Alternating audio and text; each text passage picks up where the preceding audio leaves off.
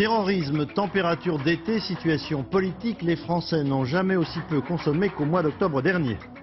La peseta, la lire en chute libre, les Français achètent de plus en plus leurs voitures à l'étranger, les concessionnaires automobiles sont descendus dans la rue aujourd'hui. Israël, l'enquête confirme la thèse du complot organisé contre le Premier ministre Yitzhak Rabin. Les Rolling Stones sortent un nouveau disque enregistré en partie à l'Olympia, interview exclusive de Mick Jagger. Madame, Monsieur, bonsoir. Aujourd'hui, à Nantes, à Lyon, à Bordeaux, pour ne citer que quelques villes, les concessionnaires automobiles français sont descendus dans la rue pour protester contre un phénomène qui prend des proportions alarmantes pour eux. La vente de voitures françaises dans des pays limitrophes comme l'Italie ou l'Espagne principalement, qui en raison de leur monnaie faible offrent des rabais conséquents. Au départ, il s'agissait d'un marché marginal, aujourd'hui ce n'est plus le cas. Jean Pézieux, Daniel Lefebvre. Rue bloquée, comme ici à Albi, manifestation devant plusieurs préfectures, voitures taguées. Les concessionnaires ont sorti les grands moyens pour protester contre l'achat à l'étranger de voitures françaises à prix sacrifié. Le consommateur n'arrive plus à saisir le prix réel des véhicules. En effet, on ne peut pas continuer très longtemps à avoir des différentiels de prix aussi importants sur l'ensemble de la communauté européenne. Le top, les vendeurs italiens. Ils accordent couramment des remises de 25%, voire davantage. Les offres alléchantes sont rendues possibles grâce aux taxes plus faibles et aux dévaluations des monnaies, lire et pesette notamment. Si certains clients restent méfiants, dans l'ensemble, ils sont plutôt partants. Je sais que si la démarche est assez simple, j'achèterai à l'étranger une Renault, une Peugeot, une Citroën. On n'a pas été habitué du tout à ce genre de démarche. Et vous savez pourtant que c'est entre 15, 20, voire plus de 20% moins cher. Oui, ou ça peut être tout aussi, on peut tout perdre. En tant que consommateur, je serais tenté d'y aller parce que quand on peut récupérer 20 ou 30 000 francs sur une voiture, une Laguna comme ça, c'est quand même valable. Hein. Nous achetons 1 million de voitures françaises neuves par an. 20% ont été acquises hors de l'Hexagone selon les concessionnaires, 3% seulement d'après Renault. L'ennui pour les revendeurs, c'est que l'importation et l'exportation des voitures entre pays européens est totalement libre depuis le 1er octobre. Et puisque nous parlons automobile, les pouvoirs publics lancent une grande campagne contre l'alcool au volant, demandant aux Françaises et aux Français de se tester eux-mêmes en achetant des éthylomètres pour souffler dedans de leur propre volonté plutôt qu'après leur interpellation par les gendarmes. Jacques Cardoz, Gilles Deblair. Un éthylotest dans la boîte à gants, la sécurité routière voudrait que cela devienne une habitude. Alors pour que chacun mesure son propre taux d'alcoolémie, elle lance une nouvelle campagne publicitaire. Autotestez-vous sur les écrans de télévision dès le 15 novembre. Vous venez de boire, vous allez conduire. Pour savoir si vous pouvez prendre le volant sans danger, des tests d'alcoolémie sont en vente dans les grandes surfaces, les pharmacies, les bureaux de tabac et les stations-service.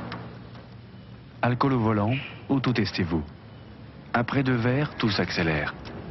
Et pour éviter l'accélération, voici le ballon. Il vous en coûtera entre 5 et 10 francs selon les points de vente. Et en cas de test positif, il reste encore d'autres solutions. Si l'autotest montre qu'on dépasse les 0,5, il y a différentes solutions.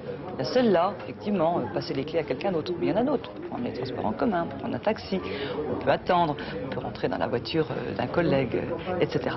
Mais moi je crois que ce qui est important, c'est de faire de ce nouveau geste, éthylotest, autotest, quelque chose de naturel, de normal.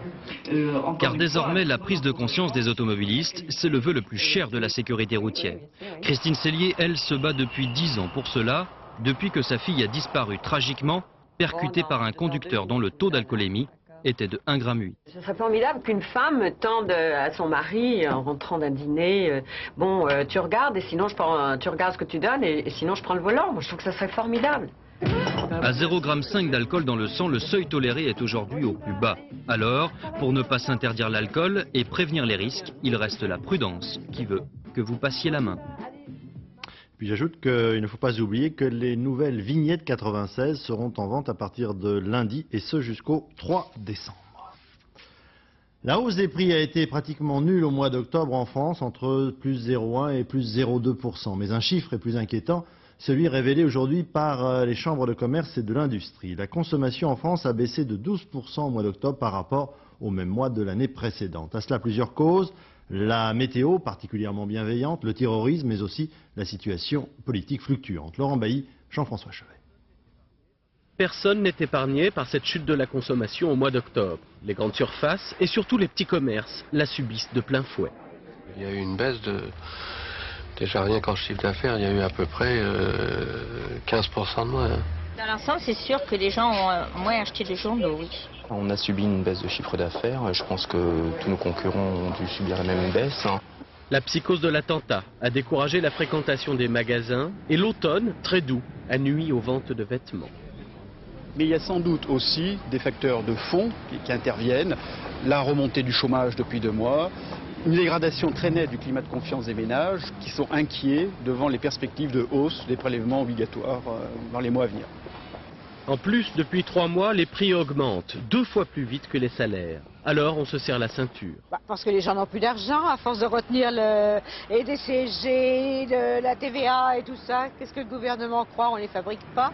On vient d'avoir un bébé, en plus on a payé les impôts locaux, on a des tas de choses à payer. Donc c'est vrai qu'on a un petit peu levé le pied, puis on se réserve peut-être plus pour Noël, les fêtes de fin d'année. Pour Noël, les consommateurs retrouveront peut-être le chemin des boutiques. Mais la morosité risque de revenir au galop lorsque sera décidée la hausse des prélèvements obligatoires dans les semaines ou les quelques mois qui viennent. Une information que tout le monde n'appréciera pas, mais que nous nous devons de verser au dossier du déficit de la sécurité sociale en France. Aujourd'hui est partie de Paris, de Roissy, une importante délégation de toutes les caisses d'assurance maladie de France. Direction Bali, pour un congrès sur les problèmes de la sécurité sociale dans le monde. À l'heure des économies, la France aura sans doute là-bas l'une des délégations les plus imposantes, 115 personnes contre une 50aine seulement à l'Allemagne. Pascal Doucet, bon Jacques Gérard. Départ pour Jakarta via Bangkok. Les voyageurs que vous voyez là sont des congressistes. Ils représentent presque toutes les caisses de la Sécu. Ils se rendent comme tous les 3 ans à l'Assemblée générale de l'Association internationale de la sécurité sociale, la ISS. Cette année, l'Assemblée se tient à Nusa Dua, en Indonésie. Le congrès précédent avait lieu à Acapulco. Prestige du lieu et délégation française imposante, pour ne pas dire pléthorique, 115 représentants, c'est de loin la plus importante. L'Allemagne, par exemple, envoie 52 congressistes, l'Italie 10. Le forfait proposé en mai par une agence de voyage à la Sécu était de 11 235 francs par personne. La note pour les caisses s'élèverait donc à près d'1 300 000 francs, auxquels il faut rajouter les repas. Même si le congrès est des plus sérieux et des plus utiles, en plein débat sur le trou de la Sécu, on peut trouver la note plutôt salée.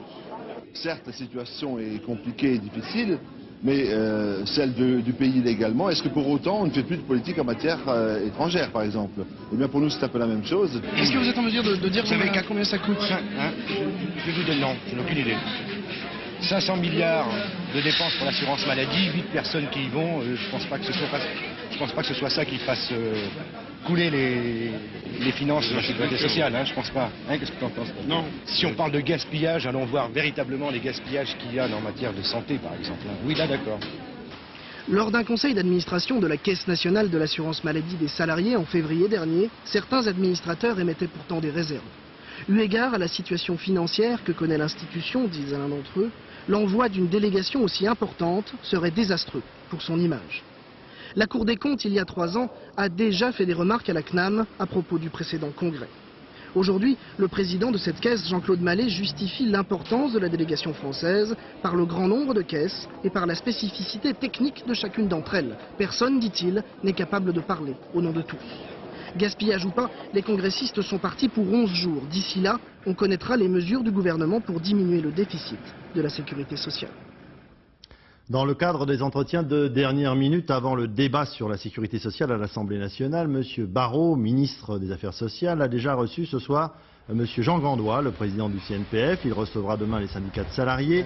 Le président de la République, de son côté, a reçu M. Blondel de FO et Mme Nota de la CFDT. D'autre part, le ministre des Finances, M. Arthuis, demande officiellement que le Parlement interdise à l'État de faire désormais des avances de trésorerie à la sécurité sociale sans débat parlementaire préalable. Propos recueillis par le magazine L'Expansion. Journée sous haute tension demain à Carpentras. Le Front National manifeste pour protester contre sa mise en cause dans l'affaire de la profanation du cimetière juif en 1990. D'autre part, une contre-manifestation est également prévue. Ambiance dans la ville à la veille de ce double événement. Michael Darmon, Michel Gianoulatos. Le Front National débarque à Carpentras. Demain c'est le 11 novembre, mais ici le souvenir de la Grande Guerre s'efface cette année derrière une question. Que vient chercher Jean-Marie Le Pen 5 ans après la profanation du cimetière juif? Je trouve que c'est normal que le Front National puisse s'exprimer, que Jean-Marie Le Pen puisse s'exprimer sur ce sujet puisqu'on l'a accusé à tort. Très important qu'il vienne, oui, c'est vrai. Bon, j'y vais. Si on l'accuse pour ça, c'est peut-être parce que aussi il a fait d'autres trucs dans lesquels on l'a pas accusé. C'est normal qu'il se fasse montrer du doigt, hein. Il a un petit peu cherché. Voilà. Sur le papier, la contre-offensive lepéniste tient en quelques données.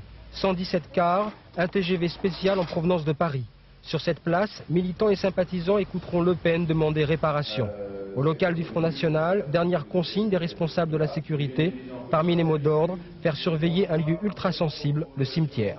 Nous n'avons pas à nous substituer, comme je le disais, aux forces de l'ordre, mais il est évident que pour parer à certains provocateurs qui ne feront pas partie de nos rangs, il y aura des éléments du Front National présents, des militants et non pas des gens du service d'ordre, qui seront là pour observer, avec évidemment des moyens, que ce soit en photo ou en caméra, de façon à parer à toute éventualité de manipulation.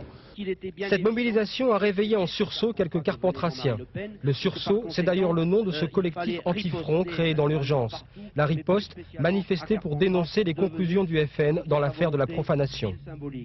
Personne n'a été jusqu'à présent mis en examen. Donc toute prise de position à ce sujet par un parti politique comme le Front National ne peut constituer qu'une opération de manipulation de l'opinion publique sans rapport avec la réalité judiciaire. Il y a 5 ans, Carpentras et son cimetière devenaient symbole de la lutte contre le racisme. Aujourd'hui, la ville est courtisée par un Front National à la recherche d'une démonstration de force. Demain, la cité du judaïsme français sera à nouveau l'otage des politiques.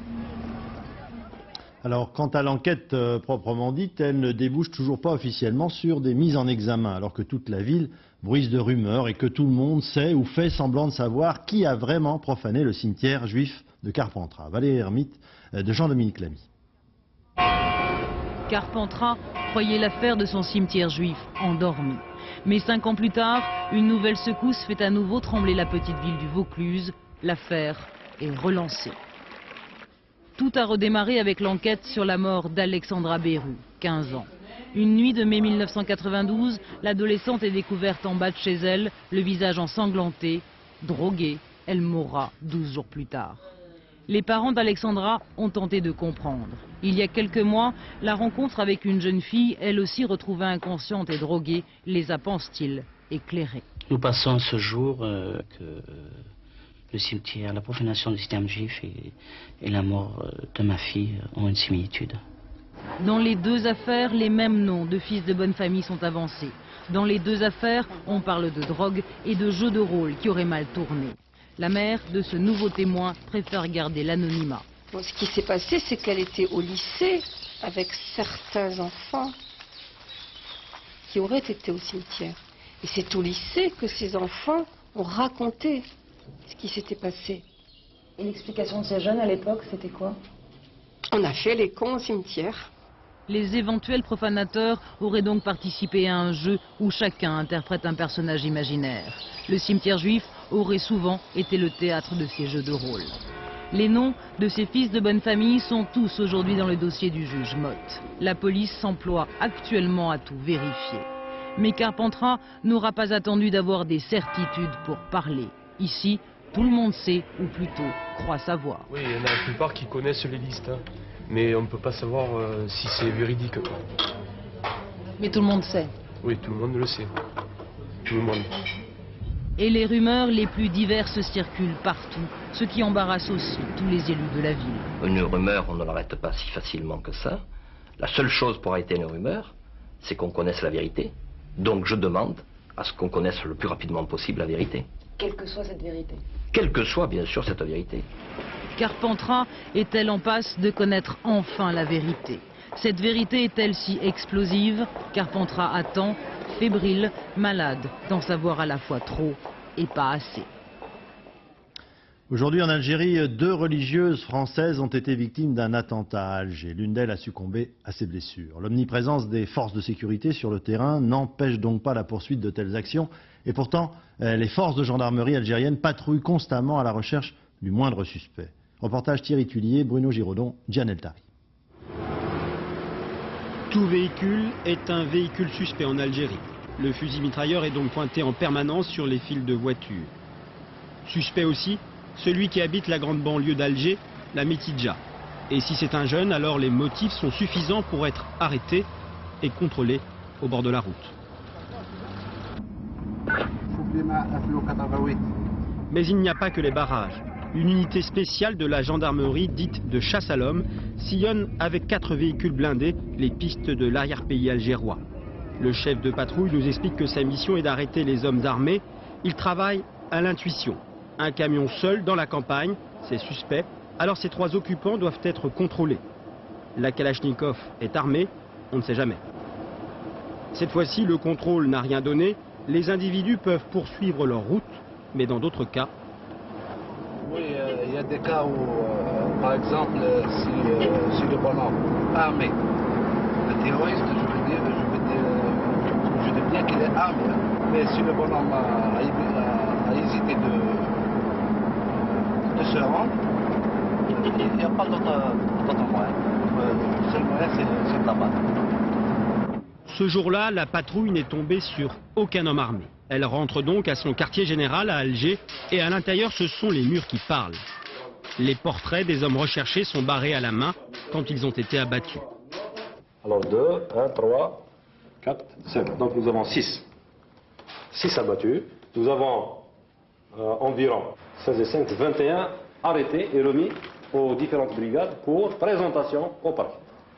Un bilan de ces derniers mois satisfaisant pour les autorités. Mais ce que nous ne verrons pas avec les gendarmes, c'est une cité comme celle-ci.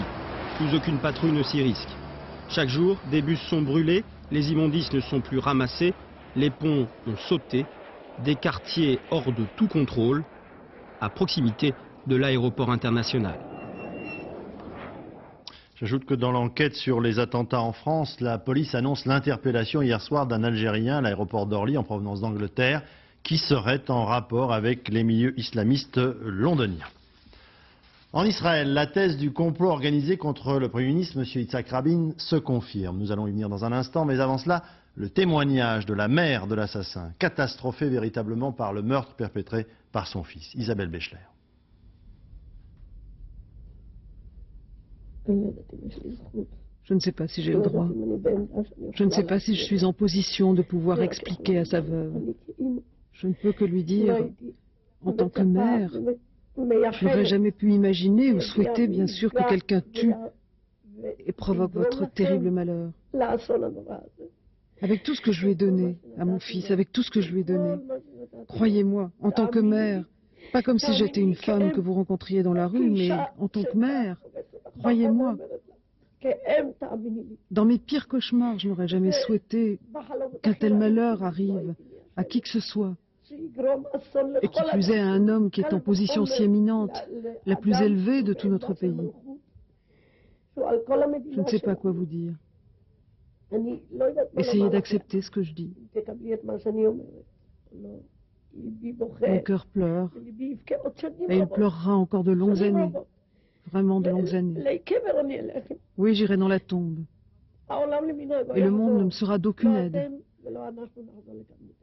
Ni vous, ni nous ne pourrons jamais revenir en arrière. J'espère que Dieu vous accordera sa miséricorde à vous et à votre famille, que vous ne souffriez plus, car votre souffrance est aussi notre souffrance à tous, du monde entier. Et la souffrance la plus terrible, c'est que c'est mon fils qui a fait ça.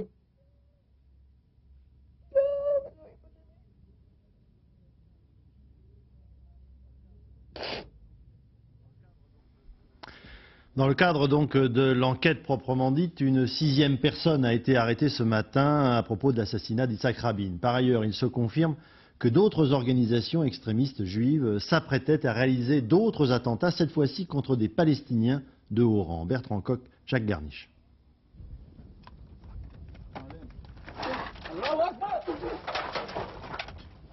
Ce document a été tourné il y a 1 mois et demi par un journaliste israélien. Il montre les membres d'un groupuscule d'extrême droite à l'entraînement dans un bunker de l'armée abandonné quelque part en Cisjordanie. Le nouveau réseau clandestin juif, c'est leur nom. Une poignée de militants, quelques armes et des convictions proches de celles de CAR, le mouvement raciste de feu le rabbin Kahana. Des groupuscules comme celui-ci, Israël en compte quelques-uns. Mais jusqu'à la mort d'Yitzhak Rabin, nul ne s'en souciait vraiment. À commencer par les services de sécurité, accusés aujourd'hui de grave négligence. Ainsi, c'est en toute impunité que ces apprentis terroristes pouvaient préparer l'assaut de la Maison d'Orient, le siège de l'OLP à Jérusalem, et l'enlèvement de Faisal Husseini, son représentant. C'est vers ces milieux d'extrême droite que la police dirige tous ses efforts depuis dimanche. Ce matin, un jeune homme de 23 ans a été arrêté. Michael Epstein est soupçonné d'avoir eu connaissance du projet d'attentat contre Rabin. Il est le 6e Israélien présenté à la justice dans le cadre de l'enquête sur le meurtre du Premier ministre. Oui, d'après le ministre de la Police qui vient de s'exprimer ce soir, le meurtrier de M. Yitzhak Rabin aurait reçu l'aval d'autorités religieuses. Il n'en a pas dit plus. Terrorisme encore en Irlande cette fois-ci. La police de Dublin a découvert aujourd'hui 2 charges explosives qui s'apprêtaient à franchir la frontière de l'Irlande du Nord. Au total, 450 kilos d'explosifs. Et puis ce soir, il y a quelques instants à peine, signature d'un premier accord entre les chefs d'État de l'ex-Yougoslavie, entre le croate et le bosniaque. Accord sur la création d'une fédération croato-musulmane de Bosnie. Signature aux États-Unis, donc en présence de M. Warren Christopher, le secrétaire d'État américain. Demain, 11 novembre, partout en France, la poignée d'anciens combattants de 14-18 qui restent en vie sera décorée de la Légion d'honneur sans distinction.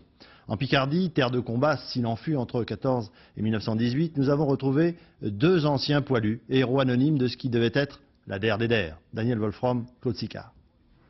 Médaille militaire, croix de guerre, croix des combattants, la nationale des anciens combattants, la fédération du... Après la Légion d'honneur, j'en ai encore une à voir. Laquelle? La croix de bois. Mobilisé en 1916, le caporal Eugène Le Guillet a participé à tous les grands engagements, des Ardennes à Verdun. Ancien artisan bourrelier, né ici même en Picardie il y a plus de 98 ans, il est seul maintenant, ou presque, parmi ceux de sa génération. Celui-là, c'est... Ah, il y a tellement... Tous les régiments y ont passé. D'une division à l'autre. Et vous, vous avez perdu beaucoup de vos camarades? Toutes. Toutes. Je n'ai pas beaucoup de sommeil. Et tous mes souvenirs reviennent. Je cherche. Où qui sont? Non, il n'y en a plus. Sacrifier la jeunesse comme ça. C'est pour ça que je le souhaite. Ils ne connaissent pas les horreurs de la guerre.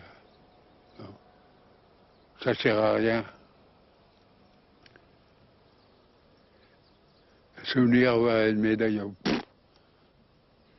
Ça, ils peuvent toujours courir, ça ne sert à rien. À quelques dizaines de kilomètres de ce cimetière militaire vit un autre des 21 poilus survivants du département de la Somme. Curé de son état, il habite depuis 30 ans dans son presbytère aux côtés de sa gouvernante. Mais en 1916, l'abbé Labalette n'était pas encore prêtre, il sortait tout juste du séminaire pour être versé dans les troupes d'assaut. Non, ça a été terrible. Le 18 octobre 1918, j'étais donc agent de liaison et j'étais avec le commandant du 1er bataillon. Hein? Au moment où le commandant est veut rentrer, arrive un obus plein de choses dans le haut. Hein? Il a été tué. Son officier d'ordonnance a été tué. Et puis au moins un type a vu, puis d'autres blessés. Alors j'étais belle, hein? Là, j'avais été fini, j'avais été au front. Hein? Et comme tous les anciens de la Grande Guerre, l'abbé André Labalette va recevoir sa Légion d'honneur devant le monument aux morts de sa commune. J'ai vu tant de mes camarades qui sont tombés sur les... Mais à la différence peut-être des autres anciens combattants, lui n'aura pas à aller bien loin. Depuis 18, qui aurait mérité autant, sinon plus que moi, la Légion d'honneur. Alors là, on nous le donne au bénéfice de l'âge. En bref, encore les mouvements dans les universités françaises. Malgré l'annonce du plan Bayrou, les étudiants de Toulouse ont reconduit leur grève et occupent une partie des locaux. Mouvement de grève également à Metz et ce soir à Orléans. Deuxième jour de grève à Air France. Air France et Air Inter ont annulé respectivement 15% et 10% de leurs vols aujourd'hui. Dernière journée de grève demain. Manifestation ce matin à la Défense devant le siège de l'entreprise. Rencontre lundi entre le président Blanc et les syndicats. Neige en novembre, Noël en décembre, vous connaissez la blague, mais pour l'heure, il s'agit d'une information très sérieuse. Samedi et dimanche, au Parc des Princes à Paris, vous pourrez skier sur de la vraie neige. Patrice Romden, Alain Poirier. Pour faire comme à la montagne, on a mis des sapins. Et puis tout autour, de la neige. 1200 mètres cubes de neige acheminés par 24 camions.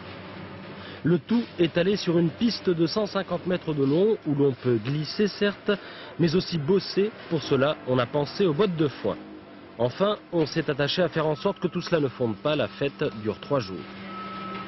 Il y a une épaisseur de 20 cm, 20 à 25 cm de neige en moyenne, avec un tapis de glace qui permet de refroidir avec un thermostat l'ensemble de la piste, avec simplement un contrôle de thermostat. Le fameux tapis, le voilà. Il maintient la neige à température idéale grâce au glycol, un antigel acheminé par ces tuyaux. Et ça marche. Dans le sillage des moniteurs, aujourd'hui, des écoliers auxquels on inculquait les rudiments du ski. Ouais, c'est parti. À commencer par le b.a.-ba, la conversion. Allez, Stéphanie, tu laisses sortir ta spatule en arrière. Ouais, c'est bien pour une première. Allez, Julie, ouais. C'est quoi la difficulté de la conversion? Bah, c'est de planter son pied comme ça et après de se retourner, c'est dur. D'ici dimanche soir, 2000 enfants connaîtront ainsi leur baptême de ski sur les pentes du Parc des Princes, reconverties en station factice. Sport, très grave accident ce matin aux essais du Grand Prix d'Australie à Adélaïde. Le pilote finlandais Mika Häkkinen est sorti de la piste au volant de sa McLaren Mercedes pour se jeter contre un mur simplement protégé par une rangée de pneus. Il est très gravement blessé. Ce soir, les médecins restent réservés sur le diagnostic et les chances de survie du pilote finlandais. Rugby, je recevrai dans un instant l'entraîneur de l'équipe de France, Jean-Claude Scrella. C'est en effet demain le grand jour, le premier test match entre la France et les All Blacks de Nouvelle-Zélande. De part et d'autre, deux vedettes particulièrement en forme, le Français Emile Ntamak et le Néo-Zélandais Jonah Lomu. Christophe Duchiron, Pascal Ponce. Normalement, ça devrait faire du dégât. Jonah Lomu, Emile Ntamak, quoi qu'on en dise, c'est du brutal. Lomu le All Black, 20 ans, 1m96, 115 kg, un genre de tornade noire qui nettoie tout du sol au plafond. Ntamak, 25 ans, 1m89, 92 kg, un bleu de France qui joue les Panthères Noires. Lomu Ntamak, c'est peut-être du brutal, mais c'est d'abord un régal. Ce sont deux joueurs d'abord de couleur, donc ce qui prouve qu'on peut amener une certaine forme de coloris maintenant dans le rugby mondial. Mais maintenant, je pense en toute sincérité qu'ils ont des qualités extraordinaires, totalement différentes. Il a des jambes extraordinaires, autant en puissance qu'en vitesse, parce qu'il ne faut pas croire que Jonah Lomu est un bulldozer et qu'il dévaste tout sur son passage. Toutefois, il arrive à Jonah de dévaster un petit peu. S'il était un animal, il serait sûrement un rhinocéros, et s'il était une machine, un rouleau compresseur, la preuve.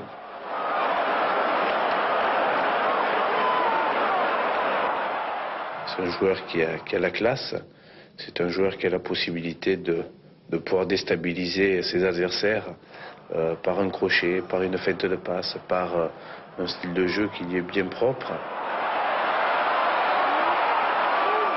Je me serais fait un plaisir personnel de pouvoir le défier.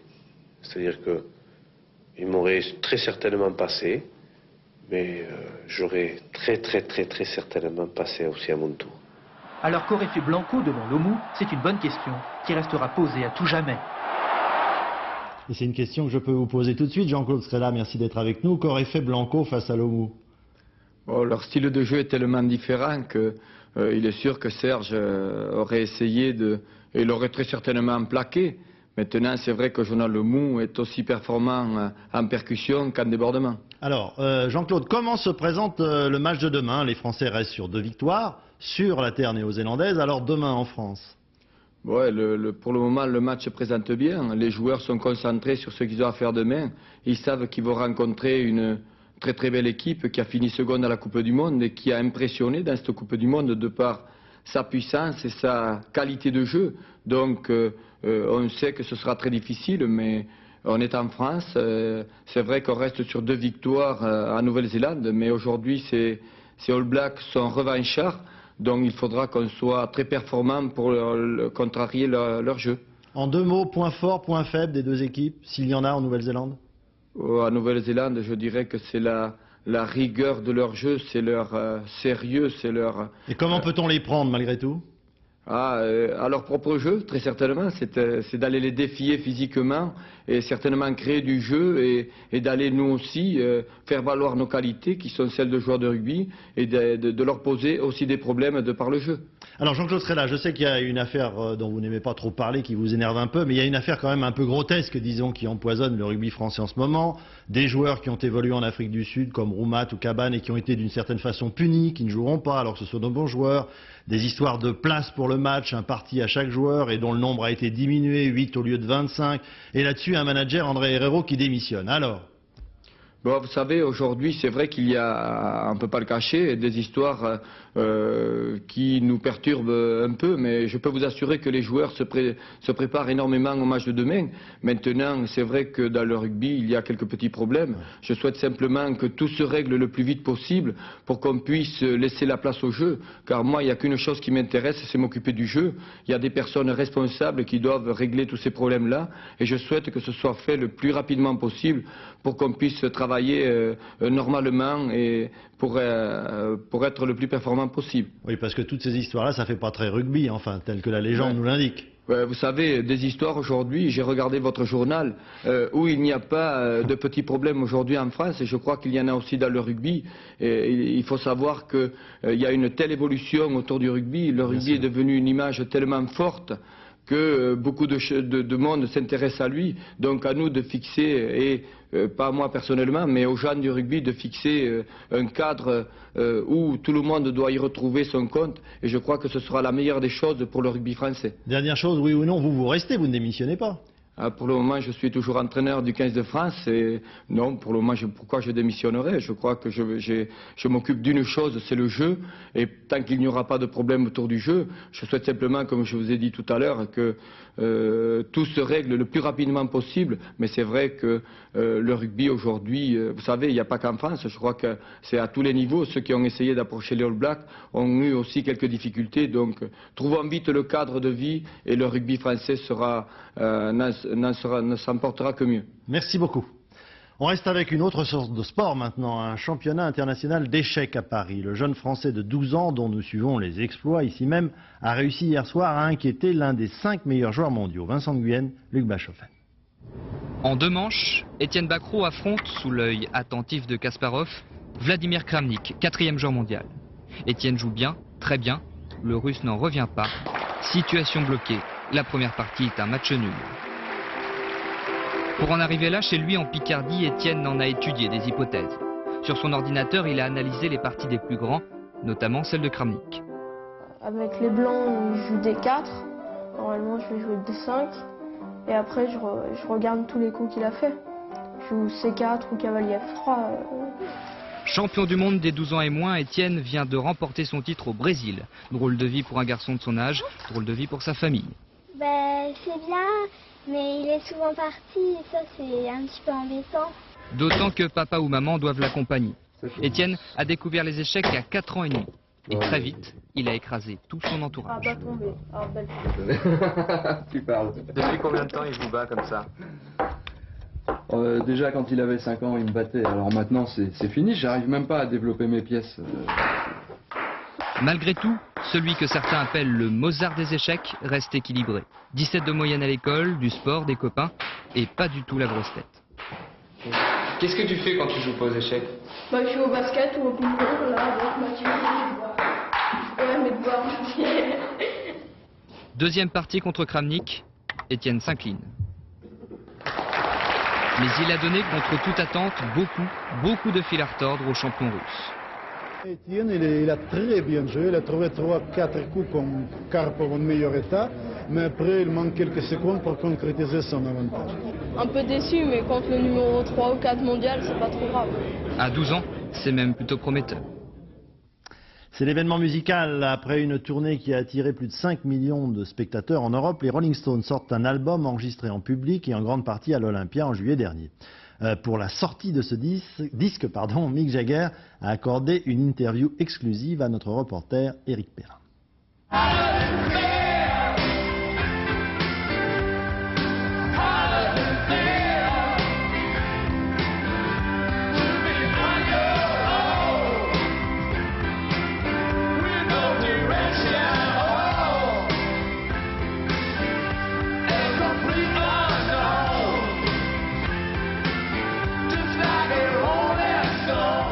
Les Français ont de quoi être fiers, car on retrouve sur le nouvel album des Stones pas moins de 4 titres enregistrés live à l'Olympia. Version acoustique de standard de la grande période 65-75, entre intimité et frisson.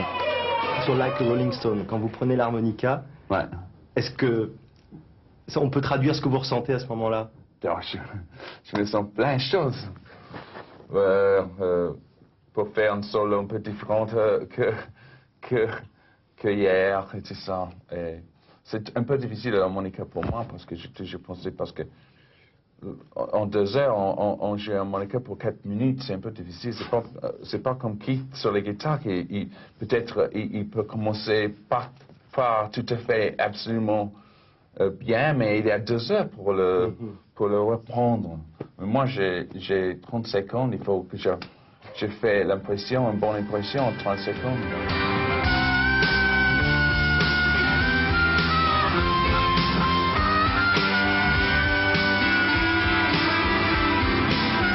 Et quand Mick Jagger lâche l'harmonica, c'est pour titiller la souris. Entendons-nous bien, il s'agit du CD-ROM qui sort parallèlement au disque. Un parcours-jeu dans une maison diabolique où le gagnant pourra se retrouver virtuellement sur scène à côté de ses héros, et plus exactement à cheval sur une guitare. Vous vous voyez en retraité ou pas? Non, je crois pas, non. Non, je sais pas, non. Je veux pas faire la retraite, c'est beaucoup dans le futur, c'est loin pour moi. Et comme on ignore si on retrouvera dans ce futur actif Mick avec ses copains, Keith, Charlie et Ronnie, ne boudons pas notre plaisir une dernière fois, qui sait, peut-être la dernière des dernières. She was nifty, she looked about nifty. I would have run away, but I was on my own. She told me, lady, she was... Il y aura une suite à cette interview dimanche en fin d'après-midi dans l'émission de Jean-Luc Delarue, déjà dimanche.